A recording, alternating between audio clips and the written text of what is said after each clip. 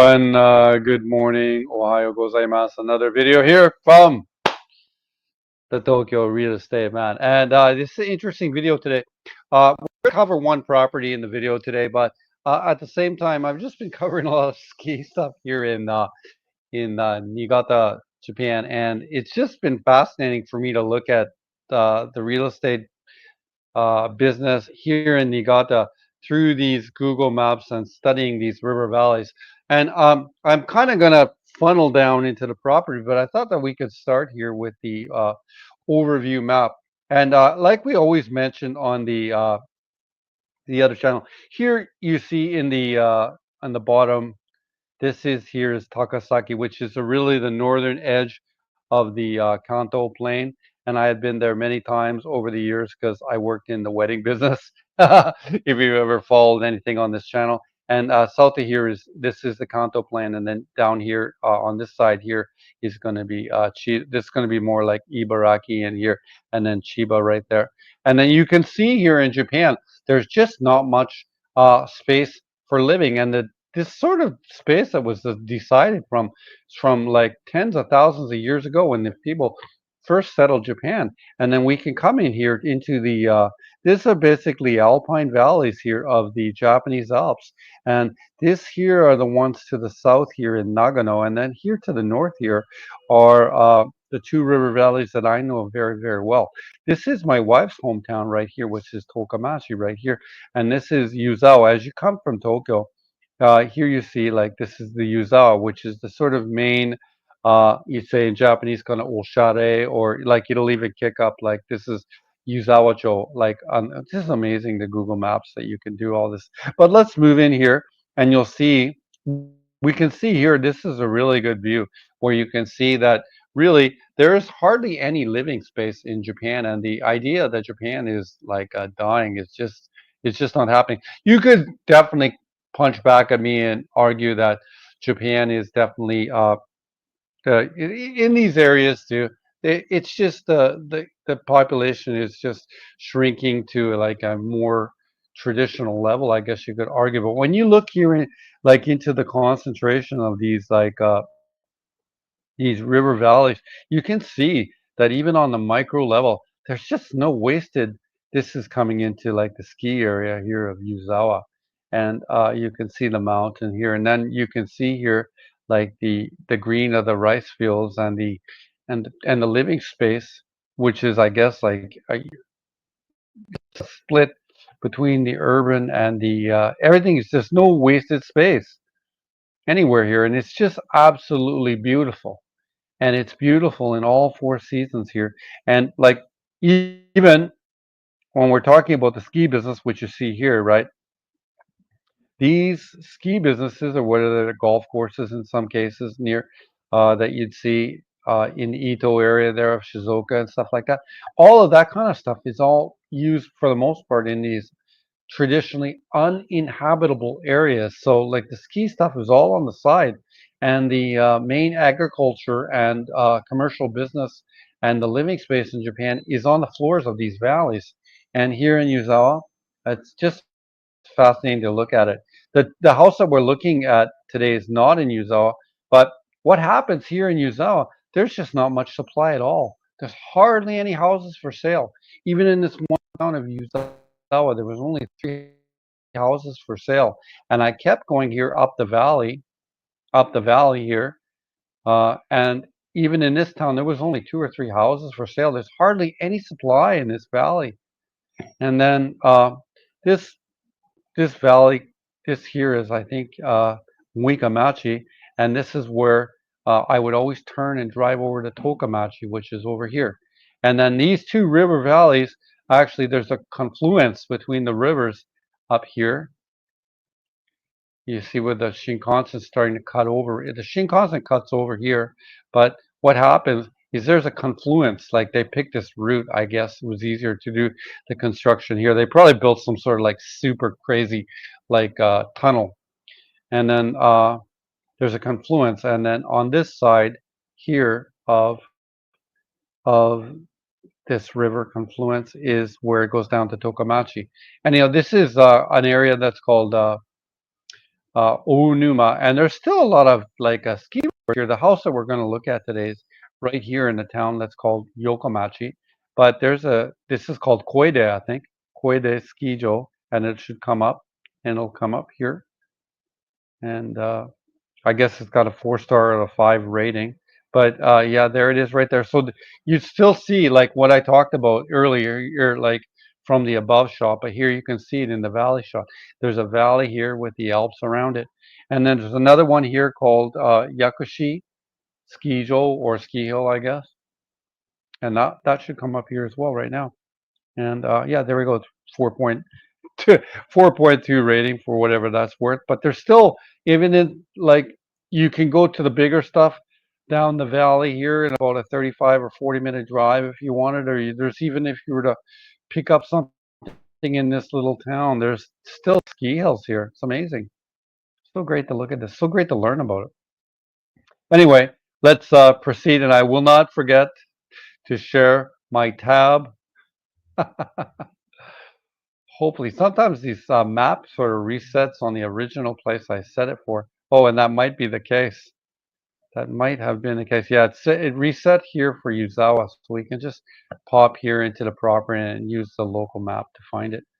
Uh, what I did when I'm looking for properties here in Niigata, I generally go right the river valley to look at everything. Anyhow, this is the property I saw. This is really the best one, the best deal. And this is for 1,100 mon, and a very nice looking property.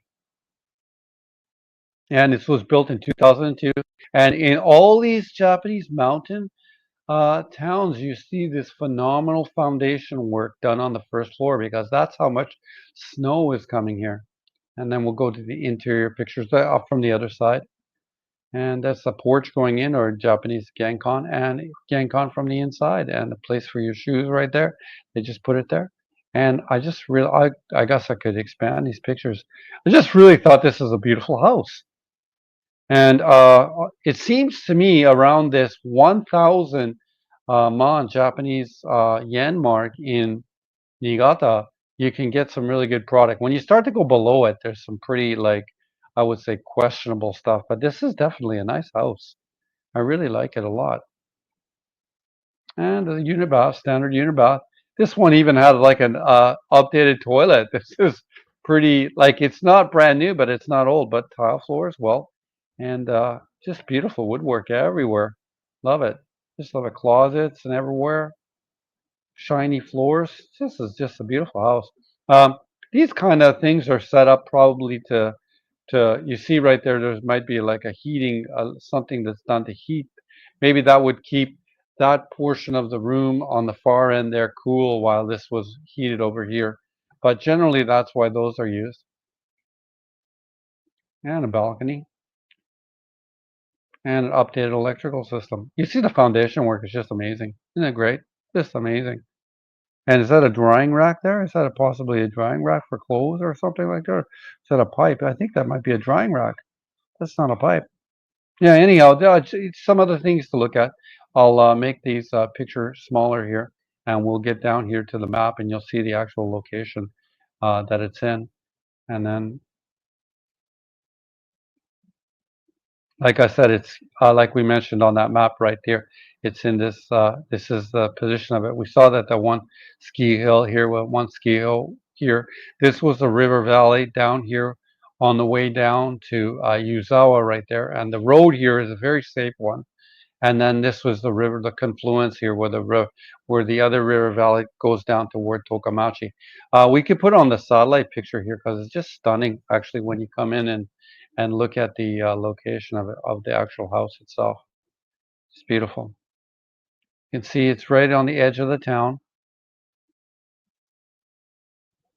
and there's beautiful. The rice fields of Niigata in the summer are just beautiful, and I can tell you, like, just having spent a lot of time there. It's amount of flowers, just because they would use the flowers for the bee pollination, and there's so many flowers in the summertime in Niigata. It's just stunning and beautiful. I really love it. And let's have a look here. There's a supermarket. How far would that be away? Let's think it's going to be what's that going to be? What does it say? It's going to indicate the route if we go there. And it says the route. Oh, I have to I have to make the map smaller so we can see it. It says it's a 15-minute walk, but we can imagine that's a 5 or 6 minute drive in your car. And there was a couple parking spots there as well.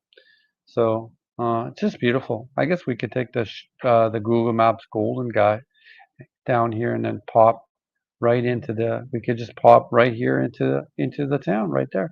Let's have a look where it goes. And you'll see these little towns. And then, like, I've been to Tokamachi in upstate, and actually, almost you could almost say lived in Tokamachi for many, many times. And you would want for nothing. The I did never feel like I would always be making an observation because I live in Tokyo. Uh, Supermarkets better. And actually, I don't think they were. I guess you could say that this town has been in depression for maybe 20 or 30 years, perhaps. But it's still like everything still works. Uh, There's everything is here, and then you can see the remnants of the old Japan a little bit here. These are the local sort of electronic stores that have given way to the big sort of electronic stores that you'd find there now in places like this. And they had always a covered shopping street. What's this called? Yoshidaya. What is this? Some sort of like a looks like a cute little shop there. They got a nice little sign there. And then this would have been a local. A lot of older people would still use this, and this is probably this this stores like that's their K van for them to do their work. And if you wanted a new Toshiba air conditioner, for example, or something, they would use that to hook it up, and you'd buy the air conditioner, then it'd come to your house and hook it all up. So or the heater or whatever you wanted to get. But yeah, this is sort of like what this is the sort of townscape that this looks like to be like a local financial institution right here. And it probably is. I'm just not seeing the sign. I'm not getting the angle to see the sign correctly. And there's a K truck right there. Let's see if we can turn around and see that's going to be something Ginkgo probably right there. Anyhow, it's a really, and there'll be like a portion of this town too. If we go back to the map here, there'll be a portion of this town which will have like on the main drag here. If I were to drop should be a golden guy, golden map guy as I call him, right here into this street. Like there'll be like like almost like a suburban shopping. Of course I drop it into the wrong place. Let's go out here to the street here. Let's see where it takes us on the main drag. And then here you'll see, like as I mentioned, uh, there'll be some like larger sort of businesses here, anywhere along here, along the main drag. There'll be all kinds of stuff like, and I said that everything is in like a depression, but the economy is still a really active. This is probably a Suzuki dealership right here. Is that? No, I'm wrong. I can be wrong. But the economy is very active. You see lots of people are driving around. You see lots of cars and stuff like that. So that gives you a little sense of what it would be to live in this sort of town. We can go down here and look at the details of this property here, though. As I mentioned earlier, that is 1,100 mon. So that's going to be about 70,000 US dollars. Uh, everything like this just mentions that everything is hooked up and works, whether there's sewer, water coming in, electrical, there's air conditioning. Uh, is it going to be probably going to be propane up here in the mountains? It's probably going to be propane. And cool thing. Yeah, and it's ownership built 2002. There's I think it said there was 154. There's a 154-meter house on a 192-meter lot, and it's currently a Kia, which means it's a vacant home. It's just hoping for it to sell. I guess there was something there. Just gonna look at right there for a second. Cool. Oh yeah. To if you were to buy the house, the property taxes over the year are for 47,000, so about 350 dollars a year for the property taxes and that. So that gives you a little idea. I wanted to do a video here that found a really good house. So there's a house that we could talk about.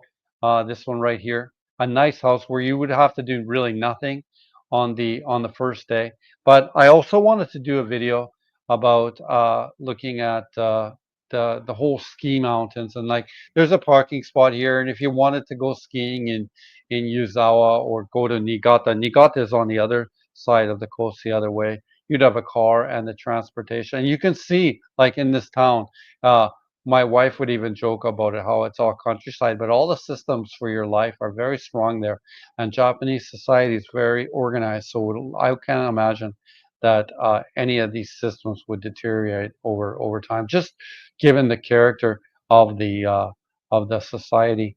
Other things that we could look at, again, I guess I could go here and look at these numbers briefly. And there we are. That's Japanese yen. East sen, hyakuman, 1,100 man, 70,000 US dollars.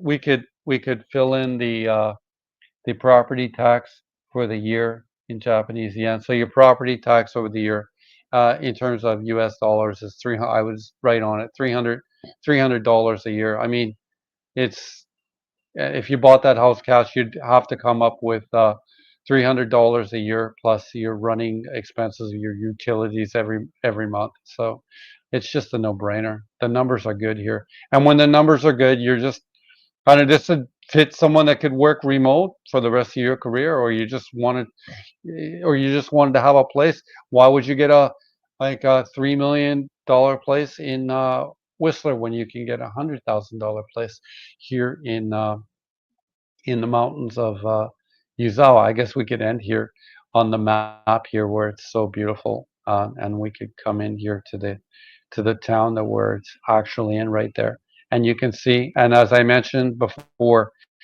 uh, none of the land ever is wasted. So the idea that this town is dying is just a fallacy. It's just something that's being pushed in media. Like maybe it will go down a little bit, but there's always going to be people here, just as there was 20, 30, 40,000 years ago.